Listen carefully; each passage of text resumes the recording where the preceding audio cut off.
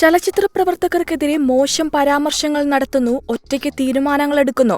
Chairman സ്ഥാനത്ത് നിന്ന് രഞ്ജിത്തിനെ നീക്കണം. ഈ കാര്യങ്ങൾ ചൂണ്ടിക്കാട്ടിയാണ് ചലച്ചിത്ര അക്കാദമി അംഗങ്ങൾ മുഖ്യമന്ത്രിക്ക് കത്ത് നൽകിയത്.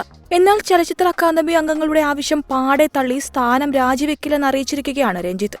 തനിക്ക് എന്തും പറയാനുള്ള സ്വാതന്ത്ര്യമുണ്ടെന്നും ചലച്ചിത്ര അക്കാദമിയിൽ നിലവിൽ ഭിന്നിപ്പില്ലെന്നുമാണ് രഞ്ജിത്ത് പ്രതികരിച്ചത്.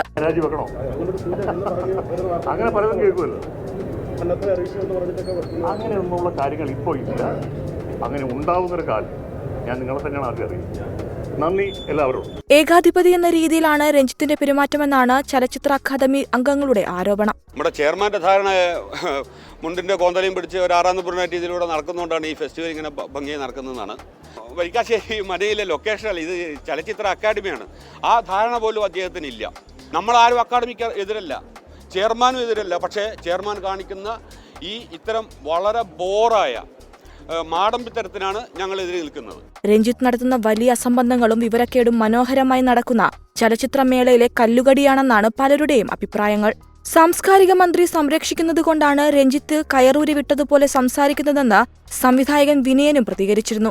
രഞ്ജിത്ത് മാനസിക നിലയൊന്ന് പരിശോധിക്കണമെന്നും അല്ലാതെ ഇങ്ങനെയുള്ള വർത്തമാനമൊക്കെ പറയാൻ പറ്റുമോ എന്നറിയില്ലെന്നും വിനയൻ പറഞ്ഞിരുന്നു. അദ്ദേഹത്തിന് എന്ത് പറ്റിയെന്ന് എനിക്കറിയില്ല. നേരത്തെയുള്ള രഞ്ജിത്തിനെ എനിക്കറിയാവുന്ന രഞ്ജിത്ത് ഇത്രയൊന്നും കുഴപ്പക്കാരനാണെന്ന് എനിക്ക് തോന്നുന്നില്ല. ഇപ്പം നമ്മുടെ നാട്ടിൽ ഈ രാഷ്ട്രീയക്കാരുടെ ഇടയിൽ ഒരു വലിയ വാക്കിപ്പം വളരെ പ്രസിദ്ധമാണ്. എന്താണ് മാനസിക നില പരിശോധിക്കണം.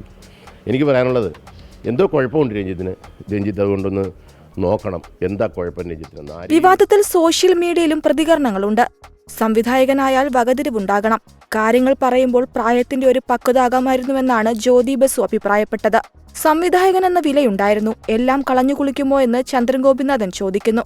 രഞ്ജിത്ത് ഇതിഹാസമോ വലിയ സിനിമകൾ ചെയ്ത ആളോ ആയിക്കോട്ടെ, പക്ഷേ അയാളുടെ ധാർഷ്ട്യം സഹിക്കേണ്ട കാര്യം ആർക്കുമില്ലെന്ന് ജോമേഷ് ജോൺ പറയുന്നു.